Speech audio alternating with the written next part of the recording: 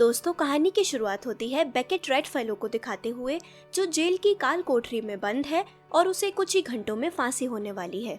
तभी उससे आखिरी बार मिलने के लिए एक प्रीस्ट आता है जो बेकेट से उसका कन्फेशन मांगता है।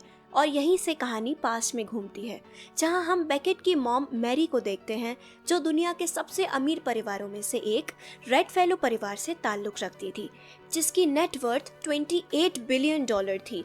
लेकिन मैरी को इन पैसों की बिल्कुल परवाह नहीं थी, बल्कि वो तो सच्चे प्यार की तलाश में थी। और उसकी ये तलाश पार्टी में वायलिन बजा रहे एक आम से लड़के पर खत्म होती है, जिससे मैरी को प्यार हो जाता है। और 1 महीने बाद उसे पता चलता है कि वो प्रेग्नेंट है। ये बात जब मैरी अपने डैड को बताती है, तो वो उसे 2 ऑप्शन देते हैं, या तो इस बच्चे को मार दे या फिर घर छोड़कर चली जाए।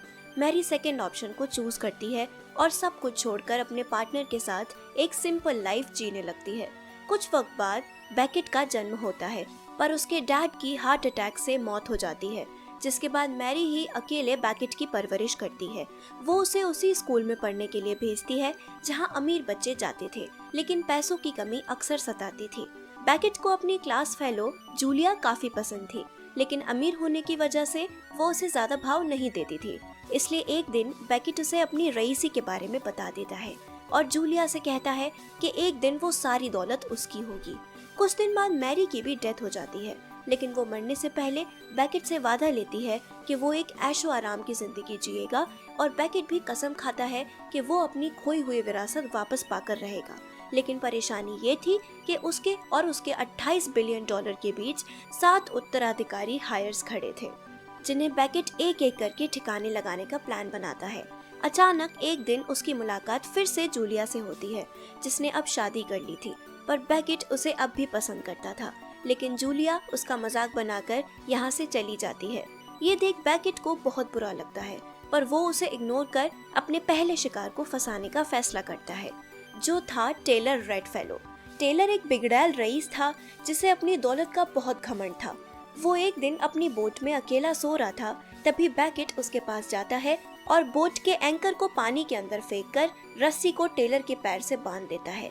जैसे ही बोट आगे बढ़ती है, एंकर पर प्रेशर पड़ने की वजह से वो टेलर को खींचते हुए समुद्र में ले जाती है और उसकी मौत हो जाती है। जिसके बाद बेकेट उसके फ्यूनरल में जाता है और टेलर के फादर वॉरेन को बताता है कि वो मैरी का बेटा है। उससे मिलकर वो बहुत ज्यादा खुश होते हैं और उसे अपनी इन्वेस्टमेंट फर्म में नौकरी दे देते हैं। इसके बाद बेकेट नोआ को टारगेट करता है, जो विरासत की राह में एक कांटा था। बेकेट उसके शो में जाकर उसके आर्ट की तारीफ करता है, साथ ही बता देता है कि वो उसका कजिन है। ये जानने के बाद नोआ काफी खुश होता है और उसे अपनी गर्लफ्रेंड रूथ से मिलवाता है, जिसे देखते ही बेकेट को उससे प्यार हो जाता है। अब बेकेट बाथरूम का बहाना बनाकर नोआ के वर्कशॉप में पहुंच जाता है और एक केमिकल को चारों तरफ छिड़ककर फौरन वहां से निकल जाता है। नोआ जैसे ही अपनी वर्कशॉप का बल्ब जलाता है, वहाँ एक बहुत बड़ा धमाका होता है, जिससे उसकी डेथ हो जाती है। टेलर की डेथ की तरह सभी को लगता है कि नोआ की डेथ भी उसकी गलती की वजह से हुई है। अब बेकेट का तीसरा टारगेट बनता है स्टीवन, जिससे मिलने के लिए वो एक एम्प्लॉय का भेस लेकर उसके ऑफिस में जाता है और चुपचाप उसकी ड्रिंक में जहर मिला देता है, जिसे पीते ही स्टीवन की डेथ हो जाती है। अब क्योंकि स्टीवन बहुत ज्यादा रिलीजियस था, इसलिए उसका कोई पोस्टमार्टम या जांच वगैरह नहीं होती और बेकेट फिर से बच जाता है। अब मरने का नंबर था कैसांड्रा का, जिसे महंगी शराब और पार्टियों का शौक था, और वो हर हफ्ते स्पा लेने के लिए जाती थी, जहां कोई भी सिक्योरिटी नहीं थी। अब बेकेट एक एम्प्लॉय बनकर कैसांड्रा के पास जाता है और उसे एक टीथ फाइटनिंग डिवाइस ऑफर करता है, जिसमें उसने पहले ही केमिकल लगा दिया था। कैसांड्रा जैसे ही उस डिवाइस को अपने मुंह में रखती है, तो उसकी डेथ हो जाती है और रिपोर्ट में यही बताया जाता है कि उसने किसी चीप प्रोडक्ट का इस्तेमाल किया था।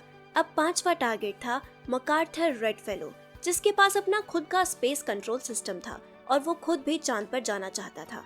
एक दिन बेकेट उसके स्टाफ के हुलिये में उसके पास गया और कॉफी में जहर मिला दिया, जिसका असर मैकार्थर पर तब हुआ जब वो हेलीकॉप्टर में बैठा हुआ था। तबीयत बिगड़ने की वजह से वो उसे कंट्रोल नहीं कर पाया और हेलीकॉप्टर क्रैश हो गया। इस तरह 5वीं बार भी बेकेट पुलिस के शिकंजे से बच गया। अब सिर्फ 2 लोग बचे थे, एक बेकेट के दादा व्हाइटलॉ और दूसरे उसके अंकल वॉरेन, जिनकी कुछ दिनों बाद हार्ट अटैक की वजह से खुद ही डेथ हो जाती है, पर वो मरने से पहले बेकेट के नाम अपनी सारी प्रॉपर्टी कर देते हैं। एक दिन जूलिया बेकेट से मिलने आती है, जिसके पास बैकेट के द्वारा किए गए सभी मर्डर्स के फोटो थे। वो उससे कहती है कि अगर वो पुलिस केस से बचना चाहता है तो उसे उसके हस्बैंड को $3 लाख का चेक देना होगा, और बैकेट ऐसा ही करता है और फिर अपने दादा से मिलने चला जाता है, जिन्हें पहले से ही शक था कि बैकेट ही इन सब मौतों के पीछे है। उन्होंने बैकेट को अपने पास बुलाया और कहा, अगर तुम्हें ये सब चाहिए तो तुम्हें मुझे खुद मारना होगा। बैकेट ने बिना झिझके तकिए से उनका दम घोंट दिया।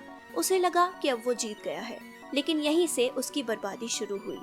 FBI उसे गिरफ्तार कर लेती है, पर उन मर्डर्स के लिए नहीं जो उसने किए थे, बल्कि लाइल के मर्डर के लिए, जिसे उसने नहीं मारा था। लाइल असल में जूलिया का हस्बैंड था, जिसने डिप्रेशन में आकर सुसाइड कर ली थी।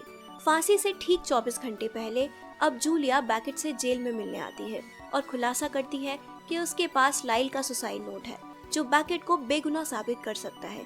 लेकिन एक शर्त है, बैकेट को अपनी पूरी 28 बिलियन की जायदाद जूलिया के नाम करनी होगी।